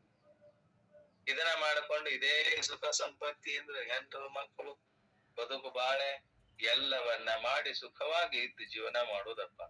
ಇದ್ಯಾಕೆ ಬೇಕಪ್ಪ ಉಪವಾಸ ಬೀಳೋದು, ವನವಾಸ ಬೀಳೋದು, ನೀತಿಗೆಡೋದು, ಬೇಯಿಸ್ಕೊಳ್ಳೋದು, ವಾಟರ್ ತಿನ್ನೋದು, ಕೊಡ್ಲಿಕ್ಕೆ ಉಪವಾಸ ಬೀಳೋದು, ಎದಕ್ ಬೇಕಂತೇನ. ಅವರು ಏನ್ ಮಾಡಿದ್ರು, ಶ್ರೀಮಂತರೆಂಬ ಖ್ಯಾತಿಯನ್ನ ಪಡೆದಿತ್ತಲ್ಲ. ಆದರೆ ಮುದುಕಪ್ಪನ ಮನದಲ್ಲಿ ಮಾತ್ರ ವಿರತೆಯಿಂದಿತರ ಸಂಪದ ಸುಖ ಮುಂದೆ. ಇದಕ್ಕಿಂತ ಶ್ರೇಷ್ಠವಾದಂತ, ವೈರಾಗ್ಯಕ್ಕಿಂತ ಶ್ರೇಷ್ಠವಾದಂತ ಸಂಪತ್ತು ಯಾವ್ದರ ಐತೇನು ಅಂತೇಳಿ ಅಚ್ಚಳಿಯದಂತೆ ಮೂಡಿಕೊಂಡಿತ್ತಂತೆ. ಅವರ ಮನಸ್ಸು ಸದಾ ಸದ್ಗುರು ಶಿವಾನಂದರ ದರ್ಶನಕ್ಕಾಗಿ ಹಂಬಲಿಸ್ತಿತ್ತಂತ. ಸದಾ ಯಾವಾಗರ ಅವರಿಗೆ ನಾನು ಭೇಟಿಯಾದೇನೆ, ನನ್ನ ನಿಜವಾದ ಸ್ವರೂಪವನ್ನ ನಾನು ತಿಳ್ಕೊಂಡೆನಂತ ಮನಸ್ಸು ಸದಾ ಹರಿತಾ ಇತ್ತಂತ. ಅವರ ದರ್ಶನಕ್ಕಾಗಿ ಹಂಬಲಿಸ್ತಿತ್ತಂತ. ಹೀಗೆ ಮನಸ್ಸಿಗೆ ನೆಮ್ಮದಿ ಇಲ್ಲದೆ ಮುದುಕಪ್ಪನವರು ತಮ್ಮ ಗೋಧಿ ಹೊಲಕ್ಕೆ ಬಂದ್ರಂತ. ಯಾವಾಗರ ಅವನ್ ಕಂಡೇನ, ಏನಿದು ನನ್ನ ಜೀವನದ ಗತಿ, ನಾನರ ಈ ಸಾಧನ ಮಾಡಬೇಕಂದ್ರ ಮನೆಯೊಳಗ ಈ ಸಾಧನ ಇವ್ರು ಮಾಡ್ತಾರಂತ ಹೇಳಿ ಗೋಧಿ ಬಿತ್ತಿದ ಹೊಲಕ್ ಪಾದ್ರ.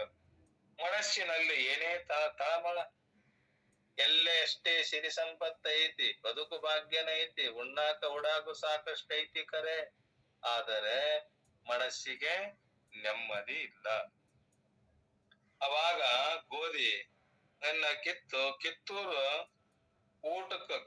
ಗೋಧಿಯನ್ನ ಕಿತ್ತರು ಊಟ ಮಾಡ್ಬೇಕಂದು ಬುತ್ತಿಯನ್ನ ಬಿಚ್ಚಿ ಕೈಯಲ್ಲಿ ರೊಟ್ಟಿ ಹಿಡಿದ್ರ ಕರೆ, ಆದರೆ ಮನಸ್ಸು ವಿರತಿ ಇಂದಿತರ ಸಂಪದ ಸುಖ ಮುಂಟೆ ಅಂತಿತ್ತಂತ.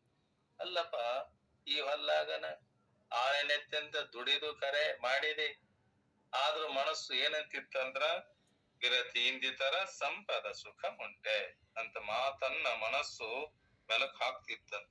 ಕೈಯಲ್ಲಿರುವ ರೊಟ್ಟಿಯನ್ನ ಪುನಃ ಬುತ್ತಿಯಲ್ಲಿ ಕಟ್ಟಿದ್ರ ತಿನ್ನುವ ಹೊಟ್ಟೆಸ್ತೈತ್ ಖರೆ, ಆ ರೊಟ್ಟಿಯನ್ನ ತಿನ್ನಬೇಕಂತ ಬುತ್ತಿ ಬಿಚ್ಚಾರೆ ಖರೆ, ಆದ್ರ ರೊಟ್ಟಿ ಕೈಯಾಗ ಹಿಡಿದಿತ್ತು, ಹೊಳ್ಳಿ ರೊಟ್ಟಿ ತಿನ್ನಲಾರ್ದನ ಬುತ್ತಿ ಕಟ್ಟಿದ್ರು. ಯಾಕಂದ್ರ ಮುದುಕಪ್ಪನಿಗೆ ಹೊಟ್ಟೆಯ ಹಸಿವಿಗಿಂತಲೂ ನೆತ್ತಿಯ ಹಸಿವಿ ಹೆಚ್ಚಾಗಿತ್ತು. ಇದು ಹೊಟ್ಟೆ ಹಸುಕ್ಕಿಂತ ಆ ಸದ್ಗುರುವಿನನ್ನ ಯಾವಾಗ ಪಡ್ಕೊಂಡೇನೆ ಅಂತ ಸದ್ಗುರುಗೆ ನಾ ಶರಣಾಗತನಾಗಿ ಈ ಭವರೋಗದ ಈ ಬಾಧೆ ಯಾವಾಗ ಕಳ್ಕೊಂಡೇನಂತ ಹೆಚ್ಚಾಗಿತ್ತಂತ. ಆ ನೆತ್ತಿಯ ಹಸುವೆ ಎಷ್ಟು ಹೆಚ್ಚಾಗಿತ್ತು ಅಂದ್ರ ಕೈಯಲ್ಲಿರುವ ರೊಟ್ಟಿಯನ್ನ ತಿನ್ನುಕೊಡಲಾರದಷ್ಟಾಗಿತ್ತು. ಹಸುವೆ ಆಗಿದೆ ಕರೆ, ಆದರೂ ಕೂಡ ಊಟ ಮಾಡ್ಬೇಕನ್ನೋ ಭಾವ ಇಲ್ಲ. ಆ ತಿನ್ನಬೇಕನ್ನೋ ರೊಟ್ಟಿಯನ್ನ ಬಿಸಿಕೊಂಡಿತ್ತು. ಹಳ್ಳಿ ಬುತ್ತಿ ಕಟ್ಟಿದ್ರಂತ.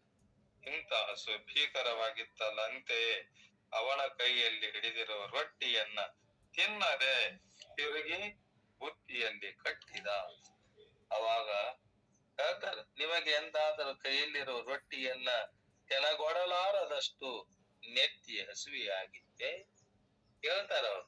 ನಿಮಗೇನಾರ ಮುದುಕಪ್ಪಗಾಗಿತ್ತಲ್ಲ, ಹಂಗೇನಾರ ನಿಮ್ಗೊಬ್ಬರಿಗೆ ಆಗೈತಂತ ನೋಡಿ. ನಿಮ್ಮ ಬದುಕಿನಲ್ಲಿ ಅಂತಹ ದಿನ ಬಂದಿದ್ದರೆ ನಿಜವಾಗಿಯೂ ನೀವು ಕೂಡ ಒಬ್ಬ ಮಹಾತ್ಮನಾಗುವುದು ಖಂಡಿತ.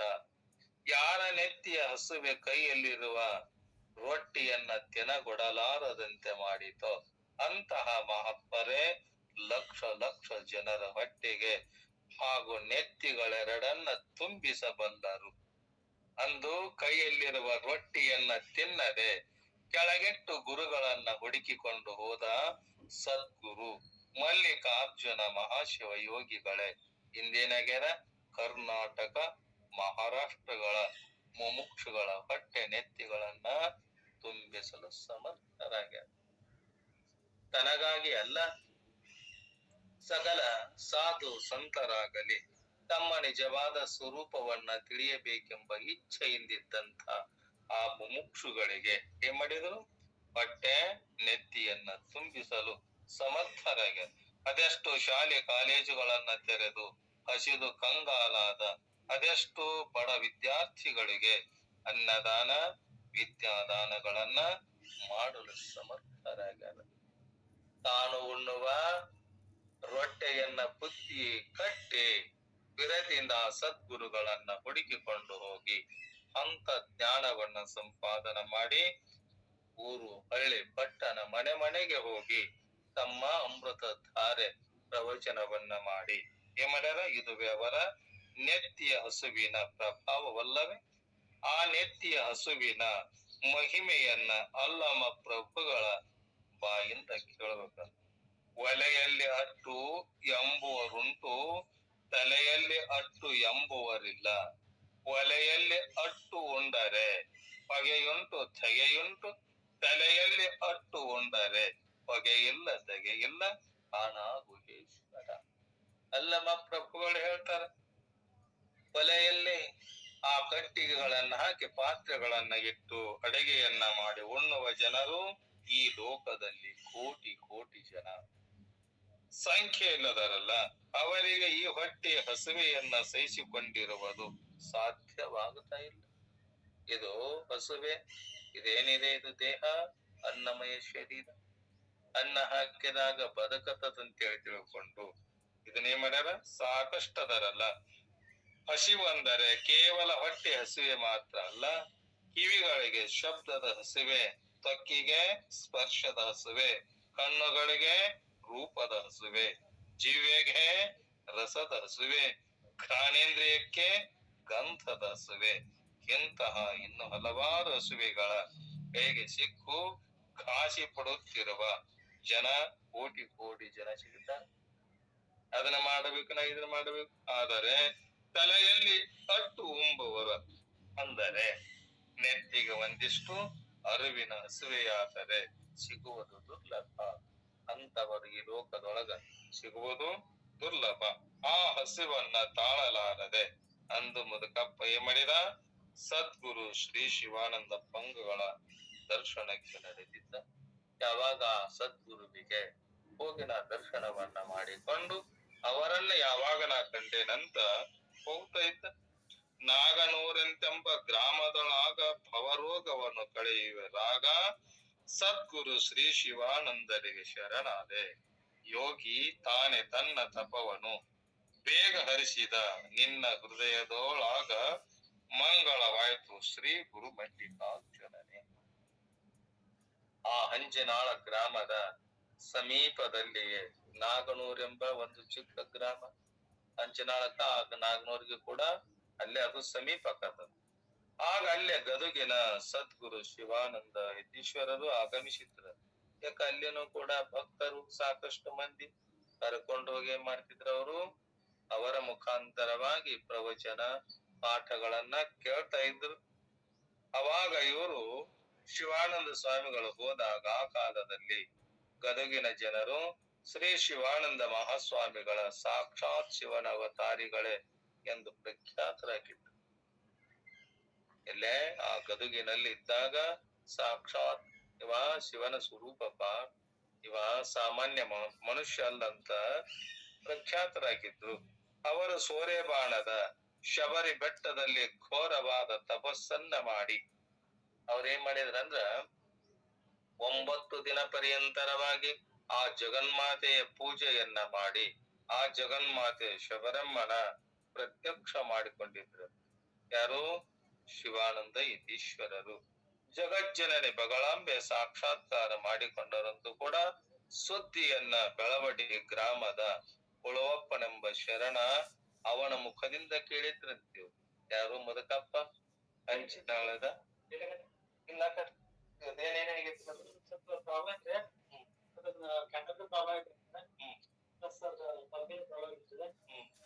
ಬಿಚ್ಚಿ ನೋಡ್ರಿ ಹಂಗ ರೆಡಿ ಮಾಡಿ ಬಿಡ್ತಾರೆ. ಬದ್ಲಿ ಎಕ್ಸ್ಚೇಂಜ್ ಮಾಡ್ಬೋದು ಬೆಟರ್ ಅನ್ಸುತ್ತೆ. ಎಷ್ಟೈತೆ ಖರ್ಚು? ಎಷ್ಟಾಗ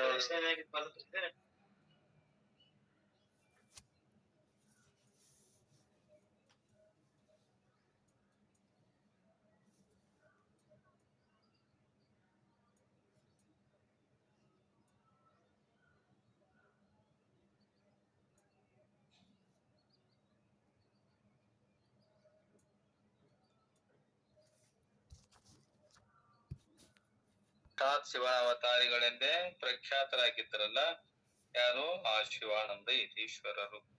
ಬೆಳವಟಿಗೆ ಗ್ರಾಮದ ಉಳವಪ್ಪನೆಂಬ ಶರಣ ಕೂಡ ಆ ಶರಣರ ಮುಖದಿಂದ ಕೇಳಿದ್ದ ಕರೆ ಅಂದಿನಿಂದಲೇ ಅವರ ದರ್ಶನದ ಆಕಾಂಕ್ಷೆ ಅವನ ಹೃದಯದಲ್ಲಿ ಮೂಡಿತು.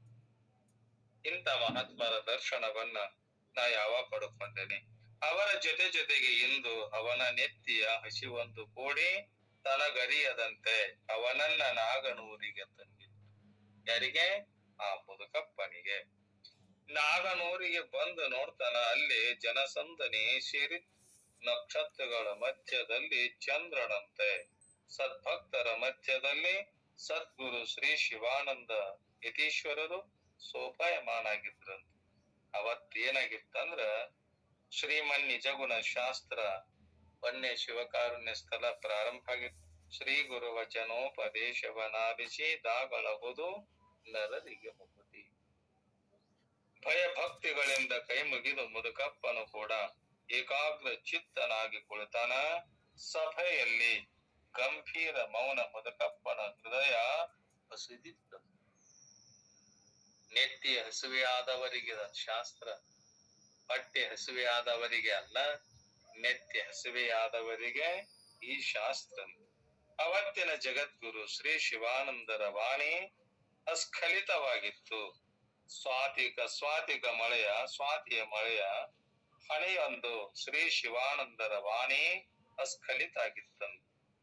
ಸಮುದ್ರದ ಕಪ್ಪೆ ಚಿಪ್ಪಿನಲ್ಲಿ ಸೇರಿ ಆ ಸ್ವಾತಿಯ ಮಳೆ ಸುರಿಯುವಾಗ ಸಮುದ್ರದ ತಳದಲ್ಲಿರತಕ್ಕಂತ ಕಪ್ಪೆ ಚಿಪ್ಪು ಬಾಯಿ ತೆಗೆದಾಗ ಅದೇನಾಕತಿ? ಸ್ವಾತಿಯ ಹನಿ ಆ ಕಪ್ಪೆ ಚಿಪ್ಪಿನಲ್ಲಿ ಸೇರಿದಾಗ ಮುತ್ತಕತ್ತು. ಹಾಗೆ ಮುದಕಪ್ಪನ ಮನಸ್ಸು ಹಂಗಾಗಿತ್ತಂತೆ. ಅಮೂಲ್ಯವಾದ ಒಂದು ಮುತ್ತನ್ನ ನಿರ್ಮಿಸುವ ತವಕದಲ್ಲಿದ್ದಂತೆ ಸುತ್ತಲಿನ ಪರಿಸರ ಅಪೂರ್ವವಾದ ಸಂಭ್ರಮವನ್ನ ತಂದಿತ್ತು. ಆರಂಭ ಆಯಿತು ಶಿವಕಾರುಣ್ಯ ಸ್ಥಳ. ಹರನ ಕಾರುಣ್ಯದ ಹಂಬಲದಲ್ಲಿ ಭಕ್ತರ ಹೃದಯ ಮಿಡಿಯಿತು. ಅವರು ಪಾಠ ಮಾಡುವಾಗ, ಪ್ರವಚನ ಮಾಡುವಾಗ ಹೃದಯ ಮಿಡಿತಿತ್ತಂತೆ. ಜೀವ ಸಂಬೋಧನೆ ಸ್ಥಳದಲ್ಲಿ ಸಂಸಾರ ಭ್ರಮೆ ತೊಲಗಿ. ಯಾಕಂದ್ರೆ ಅದು ಜೀವನಿಗೆ ಅಲ್ಲಿ ಉಪದೇಶ ಮಾಡ್ಯಾರ. ಅಲ್ಲಿ ಏನಾಗಿತ್ತು? ಸಂಸಾರದ ವ್ಯಾಮೋಹ ತೊಲಗಿ. ವ್ಯಾಮೋಹ ನಿರಸವಾಗಿತ್ತು. ನೀತಿ ಕ್ರಿಯಾಶ್ಚರ್ಯ ಸ್ಥಳದಲ್ಲಿ ಸದ್ಗುಣನ ವರ್ಣನೆ ಪರಾಕಾಷ್ಠತೆಯನ್ನ ತಲುಪಿ ಸದ್ಭಕ್ತರ ಸದ್ಹೃದಯಗಳಲ್ಲಿ ದೈವಿ ಸಂಪತ್ತು ಆವಿರ್ಭವಿಸಿತ್ತು. ಅವರು ಪಾಠ ಮಾಡುವಾಗ ಹೇಳ್ತಾ ಇವರ ಮನಸ್ಸು ಕೂಡ ಪರಿಪಕ್ವಾಗಿತ್ತು. ಯೋಗ ಪ್ರತಿಪಾದನೆಯ ಮೂಲಕ ಕೇಳುವವರ ಚಿತ್ತ ವೃತ್ತಿ ಅಂತರ್ಮುಖ ಆಗಿತ್ತಲ್ಲ. ಅವರು ಪಾಠ ಮಾಡುವಾಗ ಆ ಶಬ್ದದ ರಾಶಿಯನ್ನ ಕೇಳಿ ಅವರ ವೃತ್ತಿ ಏನಾಗಿತ್ತಂದ್ರ ಅಂತರ್ಮುಖ ಆಗಿತ್ತು. ಈ ದೇಹ ಭಾವ ಹೋಗಿ ತಮ್ಮ ಆತ್ಮ ಸ್ವರೂಪದಲ್ಲಿ ತಲ್ಲೀನಾಗಿತ್ತು. ಅವಾಗ ನಿಶ್ಚಯ ಪಡೆದಾಗ ಈ ವಿಷಯ ಜ್ಞಾನ ಪ್ರತಿಪಾದನ ಸ್ಥಳಕ್ಕೆ ಬಂದಿತ್ತು. ಆರು ನಾನೆಂದು ವಿಚಾರಿಸು ವಿಷಮ ಸಂಸಾರವಿದನು ಕಣಸೆಂದರಿ ಮಾರ ಮರ್ದನ ಶಂಪುಲಿಂಗವನ್ನೊಲಿಸಿ ಗಂಭೀರ ಸುಖದೊಳಿರಂದರುಪುವ. ಆ ವಿಷಯ ಈ ವೈಚಾರಿಕ ವಿಮರ್ಶೆ ಮುಂದುವರಿತಾ ಪದಾರ್ಥ ಶೋಧನೆಯಲ್ಲಿ ಪಂಚಕೋಶಗಳ ವಿಮರ್ಶೆ ನಡೆದಿತ್ತು.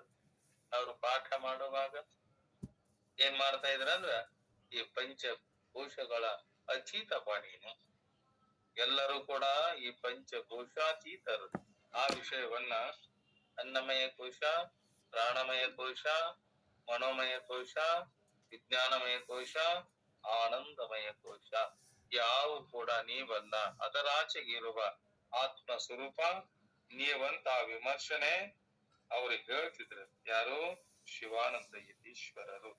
ಅನ್ನಮಯ, ಪ್ರಾಣಮಯ, ಮನೋಮಯ, ವಿಜ್ಞಾನಮಯ, ಆನಂದಮಯಗಳೆಂಬ ಪಂಚಕೋಶಗಳಿಗೆ ಅತೀತನಾದ ಆ ಆನಂದಮಯ ಕೋಶಕ್ಕೆ ಬಿಂಬಭೂತನಾದ ಸುಖಮಯನಾದ ಸಚ್ಚಿದಾನಂದಗಳಿಂದ ಲಕ್ಷಿತನಾದ ಪ್ರತ್ಯಗಾತ್ಮನೆ ಪಂಪದಕ್ಕೆ ಲಕ್ಷಾರ್ಥನೆಂದು ನಿಶ್ಚಯಿಸಲ್ಪಟ್ಟು ಮುಂದೆ ಮಾಡಿದ್ರು.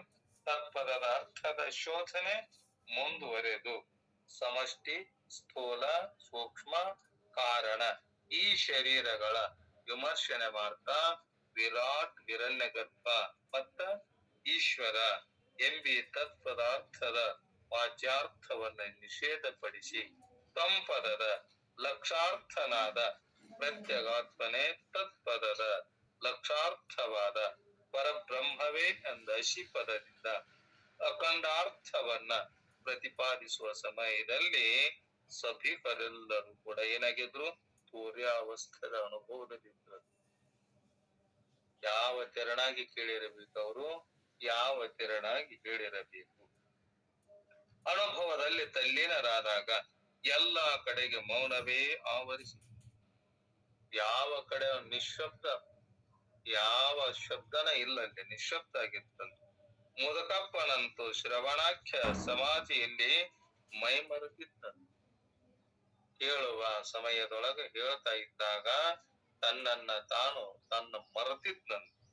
ಆ ಸಮಯದಲ್ಲಿ ಅವ ತನಗೆ ತಿಳಿಯದಂತೆ ಎದ್ದು ಬಂದು ಜಗದ್ಗುರು ಶಿವಾನಂದರ ಶ್ರೀಪಾದಗಳಲ್ಲಿ ಸಾಷ್ಟಾಂಗ ನಮಸ್ಕಾರ ಮಾಡಿದ್ದ. ಮಂಗಳಾರತಿಯಾಗಿ ಜಗದ್ಗುರು ಶ್ರೀ ಶಿವಾನಂದರ ಜೈಕಾರ ಭಕ್ತ ಸಮೂಹದಲ್ಲಿ ಮುಗಿಲು ಮುಟ್ಟಿದ್ದರು. ಎಲ್ಲರೂ ಕೂಡ ಜೈಕಾರವನ್ನ ಮಾಡ್ತಾ ಇದ್ರು. ಗುರುಗಳ ಎದುರಿನಲ್ಲಿ ಸಾಷ್ಟಾಂಗ ಹಾಕಿದ ಮುದುಕಪ್ಪನಿಗೆ ಇದಾವುದು ತಿಳಿದಿರಲಿಲ್ಲ. ಯಾಕಂದ್ರೆ ಅದು ತಿಳಿಬೇಕಾತಂದ್ರೆ ಅನಂತ ಜನ್ಮದಲ್ಲಿ ಅದನ್ನ ಮಾಡ್ತಾ ಇದ್ದಾಗ ಮಾತ್ರ ಗುರು ಹೇಳುವ ಶಾಸ್ತ್ರ ಶ್ರವಣ ಕೇಳುವುದಾಗಲಿ ತಿಳಿಯುವುದಾಗಲಿ ಗೊತ್ತಾಗತ್ತಲ್ಲ. ಕೇಳಲಾರದೆ ತಿಳಿಯಲಾರದೆ ಅದನ್ನ ವಿಚಾರ ಮಾಡಲಾರದ ಆ ಶಾಸ್ತ್ರವನ್ನ ತಿಳಿಯಲಿಕ್ಕೆ ಆಗುದಿಲ್ಲ. ನಂತರ ಜಗದ್ಗುರು ಶಿವಾನಂದರೇ ವೇದಿಕೆಯಿಂದ ಇಳಿದು ಬಂದು ಮುದುಕಪ್ಪನನ್ನ ಹಿಡಿದೆಬ್ಬಿಸಿ ನಮಸ್ಕಾರ ಮಾಡಿ ಆ ಕೇಳುವ ವೃತ್ತಿಯಲ್ಲಿ ಕುಳಿತುಕೊಂಡನಲ್ಲ ಅವನ ತಾವೇ ಏನ್ ಮಾಡಿದ್ರಂದ ಆ ಶಾಸ್ತ್ರವನ್ನ ಮುಗಿಸಿ ಬಂದ ಆ ಮುದುಕಪ್ಪನನ್ನ ಕೈ ಹಿಡಿದೆಬ್ಬಿಸಿ ತಮ್ಮ ಅಮೃತಮಯದ ಹಸ್ತವನ್ನ ಅವನ ಮಸ್ತಕದ ಮೇಲೆ ಇರಿಸಿದಾಗ ಮುದುಕಪ್ಪನು ಕಣ್ತೆರೆದು ಸದ್ಗುರುಗಳನ್ನ ಈಕ್ಷಿಸ್ತಾ ಇದ್ದ. ಆಗ ತಮ್ಮ ನೀನಾರು ಅವನ ಕೈ ಹಿಡಿದು ಎಬ್ಬಿಸಿ ಅಂತಾರ, ನೀನಾರು ಅಂತ ಕೇಳಿದಾಗ ಗುರುಗಳಪ್ಪ, ಸದ್ಗುರುವೆ, ಇದೀಗ ನೀನು ಯಾವ ಅಖಂಡ ಪರಬ್ರಹ್ಮದ ಬೋಧೆ ಮಾಡಿದೆಯೋ ಅದೇ ನಾನಾಗಿದ್ದೇನೆ. ಮುದುಕಪ್ಪನ್ನ ಇಲ್ಲಿಯ ಪರ್ಯಂತರವಾಗಿ ನೀ ಯಾವುದನ್ನ ಹೇಳಿದೆಯಲ್ಲಪ್ಪ ಅದುವೇ ನಾನಾಗಿದ್ದೇನಂದಾಗ ಗುರುಗಳಿಗೆ ಅತ್ಯಂತ ಆನಂದ ಆತು. ಆನಂದ ಭರಿತರೆ, ಹೌದಪ್ಪ, ಅವನೇ ಆ ಮಲ್ಲಿಕಾರ್ಜುನನೇ, ನೀನು ಈ ಲೋಕದ ಉದ್ಧಾರಕ್ಕಾಗಿ ಜನಿಸಿ ಬಂದ ಕಾರುಣಿಕ ಪುರುಷ ನೀನು. ಆ ಸದ್ಗುರುಗಳು ಶಿವಾನಂದ ಯತೀಶ್ವರರು, ನೋಡು, ನಿನ್ನಷ್ಟಕ್ಕ ನೀನು ಬಂದವನಲ್ಲಪ್ಪ, ಸಕಲ ಜೀವಿಗಳನ್ನ ಉದ್ಧಾರ ಮಾಡಲಿಕ್ಕೆ ಬಂದಂತ ಕಾರುಣಿಕ ಮಹಾನ್ ಪುರುಷಪ್ಪ ನೀನು. ನಾನು ನಿನ್ನ ದಾರಿಯನ್ನೇ ನೋಡುತ್ತಲಿದ್ದೆಪ್ಪ. ಶಿವಾನಂದ ಯತೀಶ್ವರರಂತ ನಾನು ಕೂಡ ನಿನ್ನ ದಾರಿಯನ್ನೇ ಕಾಂತ ನೋಡ್ತಾ ಇದ್ದೆ. ಯಾವಾಗ ಬರ್ತಾನವ, ಯಾವಾಗ ಬರ್ತಾನಂತ ನಿನ್ನ ದಾರಿಯನ್ನ ಕಾಯ್ತಿದ್ದೆಪ್ಪ. ನೀನು ಮಾತ್ರ ಆ ನನ್ನ ಕಾರ್ಯವನ್ನ ಮುಂದುವರಿಸಬಲ್ಲೆ. ನಾನು ಹೇಳಿಕೊಟ್ಟಿರುವ ಅಂತ ಕಾರ್ಯವನ್ನ ನೀನೇನ್ ಮಾಡ್ತಿ, ಮುಂದುವರಿಸಬಲ್ಲೆ ಅಂತ ಗದ್ಗದ ಕಂಠದಿಂದ ಉದ್ಗರಿಸುತ್ತಾ ಗುರುಗಳು ಅತ್ಯಂತ ಪ್ರೇಮ ಭಾವದಿಂದ ಅಪ್ಪಿಕೊಂಡ್ರು. ಯಾರನ್ನ? ಆ ಮುದುಕಪ್ಪನನ್ನ. ಹೊಲದಲ್ಲಿ ಹೋದಾಗ ಕೂಡ ಹೊಟ್ಟೆ ಹಸಿವೆಯಾಗಿದ್ದರೂ ಕೂಡ ರೊಟ್ಟಿ ತಿನ್ನಬೇಕು, ಹೊಟ್ಟೆ ಹಸು ಹಿಂಗಿಸಿಕೊಳ್ಳಬೇಕು ಅನ್ನುವ ಭಾವ ಅವನಿಗಿಲ್ಲ. ನೆತ್ತಿಯನ್ನ ಹಿಂಗಿಸಿಕೊಳ್ಳಬೇಕು, ನನ್ನ ನಿಜವಾದ ಈ ಜನ್ಮದ ಸಾರ್ಥಕವನ್ನ ನಾ ಮಾಡ್ಕೋಬೇಕು ಅಂತ ಹೇಳಿ ಬಂದಂತ ಆ ಮುದುಕಪ್ಪ ಆ ಗುರುಗಳ ಅತ್ಯಂತ ಪ್ರೇಮ ಭಾವದಿಂದ ಅಪ್ಪಿಕೊಂಡಾಗ ಅಪ್ಪಿಗೆಯಲ್ಲಿಯೇ ಅಂದಿನ ಮುದುಕಪ್ಪನೇ ಇಂದಿನ ಮಲ್ಲಿಕಾರ್ಜುನ ಮಹಾಶಿವಯೋಗಿಯಾಗಿ ಪರಿವರ್ತನೆಯಾಗಿದ್ದ ಆ ಮುದುಕಪ್ಪ. ಧನ್ಯ ಧನ್ಯ ಶಿವಯೋಗಿಯೇ, ನಿನ್ನ ಪುಣ್ಯಕ್ಕೆ ಎನೆ ಉಂಟೆ? ಕೋಟಿ ಕೋಟಿ ಜನ್ಮದ ಪುಣ್ಯವೇ ಸದ್ಗುರು ಶ್ರೀ ಶಿವಾನಂದರ ರೂಪದಲ್ಲಿ ಬಂದು ನಿನ್ನ ಹೃದಯದಲ್ಲಿ ಸುಜ್ಞಾನದ ದೀಪವನ್ನ ವರ್ತಿಸಿ ಅಜ್ಞಾನದ ಘೋರ ಕತ್ತಲೆಯನ್ನ ಕಳೆದಿತ್ತು. ಅಂತ ಘೋರವಾದ ಕತ್ತಲೆಯನ್ನ ನಾವು ಕೂಡ ಕಳಕೊಂಡು ಆ ಸದ್ಗುರುಗಳಿಗೆ ಶರಣಾಗತರಾಗಿ ನಾವು ಮಾಡುವ ಕರ್ತವ್ಯ, ನನ್ನ ಜೀವನದ ಕರ್ತವ್ಯ ಏನೈತಂತ ನಾವು ತಿಳ್ಕೊಂಡು ಹಾಗೆ ಸತ್ಸಂಗ ಸತ್ಶಾಸ್ತ್ರಗಳನ್ನ ಚಿಂತನ ಮಾಡಿ ನಮ್ಮ ನಿಜದ ಸ್ವರೂಪವನ್ನ ತಿಳಿಸಿಕೊಡುವಂತಹ ಸದ್ಗುರುಗಳು ಕೃಪೆ, ಆ ಭಗವಂತನ ಕೃಪೆ ನಮ್ಮ ನಿಮ್ಮ ಮೇಲೆ ಇಟ್ಟು ಕಾಪಾಡಿದಾಗ ಆ ಸದ್ಗುರುಗಳು ಏನ್ ಮಾಡ್ತಾರಂತಂದ್ರ ಈ ಭವರೋಗವನ್ನ ಕಳೆದು ಭವರೋಗ ವೈದ್ಯನಾದ ಆ ಸದ್ಗುರುಗಳು ನಮ್ಮ ನಿಜದ ತತ್ವವನ್ನ ತಿಳಿಸಿ ಅಂತ ಅವರು ನಡೆದ ದಾರಿಯಲ್ಲಿ ನಾವು ಹೋಗಿದ್ದಾದರೆ ಅಂತ ಜನ್ಮ ಸಾರ್ಥಕ ಮಾಡಿಕೊಳ್ಳುವಂತಹ ಸದ್ಬುದ್ಧಿಯನ್ನ ಸದ್ಗುರುನಾಥ ನಮ್ಮ ನಿಮ್ಮೆಲ್ಲರಿಗೆ ಕೊಟ್ಟು ಕಾಪಾಡಂತೇಳಿ